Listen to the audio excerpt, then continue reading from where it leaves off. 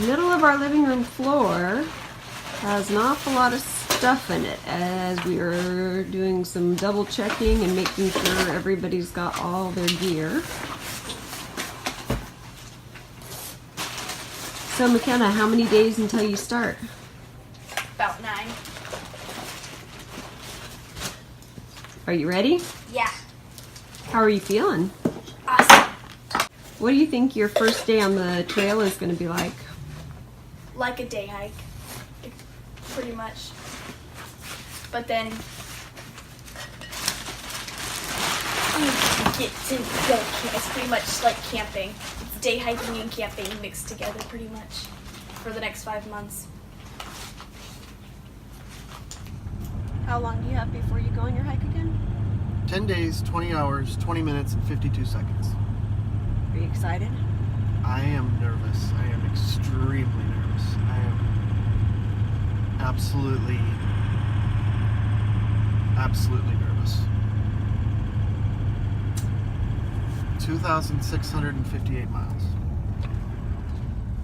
Feet don't fail me now. Where did you first hear about the Pacific Crest Trail? I heard about the PCT back in the 80s when I first became a member at REI. They had just opened an REI in my neighborhood. It was like 86, and learned about the PCT and wanted to do it, and bought my first PCT guide back then and wanted to do it ever since. But then, you know, college and marriage and family and career kind of stepped in. So what made you decide that now is the right time? I didn't decide. This was all my wife and my daughter. My wife pushed me, I think partially because she's sick and tired of me being around. She wants a break. She's tired of me chasing her around. And my daughter watched a young lady by the name of Jessica Mills, who has a YouTube channel called Homemade Wanderlust. Her trail name is Dixie, and my daughter watched her hike the Appalachian Trail, and then a couple years later do the Pacific Crest, and then last year she completed her Triple Crown and did the Continental Divide. And so when she watched her do the PCT, she was absolutely convinced that this is what she needed to do. Before she completed high school, she needed to be a Triple Crown hiker. So we started planning 2 years ago. So McKenna, do you know anybody who's done backpacking like this before? Yeah, Dixie has. Who's Dixie? She has a YouTube channel called Homemade Wanderlust. And she is a Triple Crown hiker now. But this year she's going to go back and do the PCT because when she did it in 2017, she had to do a lot of detours because of all the fires. So she didn't get to do the whole entire one, so she's going to go back and do the sections where she didn't get to go. That's pretty cool. What kind of stuff have you learned from Dixie? Yeah, sometimes it's going to suck, but you got to pull through it. What does she call that? You have to learn to Embrace the suck. About a year ago, we really firmed up the plans and said, okay, we're actually doing this, and then picked a day, just kind of an arbitrary day, but this was the day we were going to do it, and then realized you don't really get to pick your day. It's more the day that's available on the PCTA website for the permit. But we had already picked this day, April 3rd. So we had picked our day, and then as luck had it, when I got on the PCTA's website and to get my permit, April 3rd was available, so that just kind of everything worked out. And next thing you know, April 3rd's our day. We've got our permits, and then we had to submit all of our paperwork to Canada for our immigration into Canada because we want to go to Manning Park. And that came back perfect. At this point, the only thing left is to fly down to San Diego and start walking on the trail. So So McKenna, what do you think will be your favorite part of the trail? The end of the day, most likely, because I get to sit down and it's when you get to relax and go through everything and just figure out what you accomplished that day. And what do you think will be the hardest part? Trying not to fall off a cliff. Please, yeah, don't do that. Yeah. So what are you guys doing today? We are going to be packing up boxes to send to ourselves so that it's resupply boxes to send to ourselves so that we don't run out of food. Well, yeah, we don't want to run out of food. And what kind of things do you have here for resupply? Well, we have some freeze-dried food dinners, freeze-dried desserts, freeze-dried breakfasts. We have some add-ons just like Spam and tuna creations. Then we have tea and honey because we're going to want that. We have a whole bunch of snacks, which is just like olives for snacks, a bunch of assorted bars, crackers, stuff like that. Then we have breakfast, which is a mix of Pop-Tarts and oatmeal. And then right here we have Nor sides, and we also have some mashed potatoes. And then What's right over here? Homemade stuff. So it's pretty much instant Refried beans and rice. instant refried beans and instant rice with some taco sauce, and that makes up a burrito. So right now I am packaging up the bean burrito mix, and shout out to Winco and their bulk section.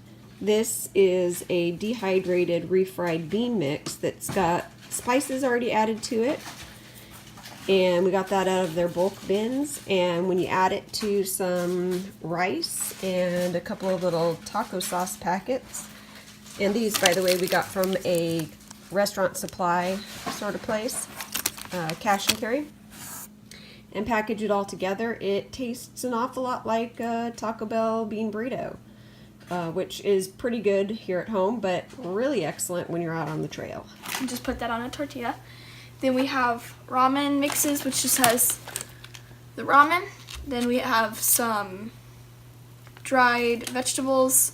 We have the packet, The broth packet. the broth packet that came with the ramen, and some sriracha sauce. And then we have just some instant salsa, olive oil, and then the Ziploc bags that we'll be using, because some of these bags, like the oatmeal bags, they have really thin paper and it will rip it easily. And then over here we have just some Gatorade powder. How many days until you hit the trail? 4? Till we hit the trail? 6. 6 days until we hit the trail, and 5 days till we leave. How are you going to get to the trail from the airport? Scout and Frodo are picking us up at the airport, and they are putting us up. Scout and Frodo are trail angels there in San Diego, and they are putting us up for the night along with a bunch of other trail hikers and thru hikers, and then they will actually drive us out to the start the next morning. So very exciting. Scout and Frodo have been doing this for years and years and years, and so we're really, really fortunate. We've got a great snow year, a lot of water on the trail, and some really amazing trail angels that are helping us out to start. So we kind of lucked out in a whole lot of ways. What are your other inspirations as far as picking what gear you want and that kind of stuff? Like, who gave you some of the ideas that you're using? So obviously Jessica, Dixie from Homemade Wanderlust, and then Darwin from Darwin on the Trail. Really have watched him a lot, and then the guys from ULA Equipment have actually been really nice and really supportive, and have actually helped us out, especially with me, because packs don't fit me. I'm not the stereotypical rail thin hiker. I got a little broader shoulders, a little bigger chest, and it works so far. It works great. So they've really been a big help. We've been a couple of others. A lot of books. And so we'll see what happens. Again, it's an adventure, as my wife is fond of saying. Everything we do is an adventure.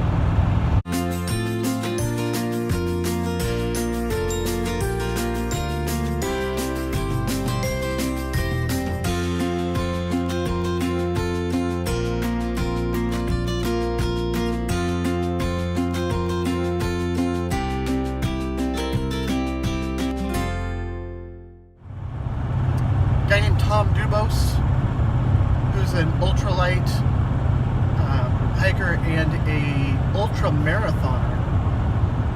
He actually taught me quite a bit about your pace and having a cadence and making sure that when you're hiking that you're maintaining that same pace, that your feet are striking the ground at the same time, and that you keep up that rhythm. Your steps can shorten or lengthen a little bit, but it's kind of keeping up that same momentum and the same pace count and all of that. He actually taught me quite a bit about that back in the day, so shout out to Tom. How did you meet Tom? I met Tom when I was doing search and rescue with Silver Star Search and Rescue. We did that, and then we worked with the State Department of Transportation Aviation Division for State of Washington, doing aviation search and rescue. So what part of your experiences and your education are going to come in handy on this trip? Well, mostly the experience that I'm going to really be utilizing is a lot of map and compass and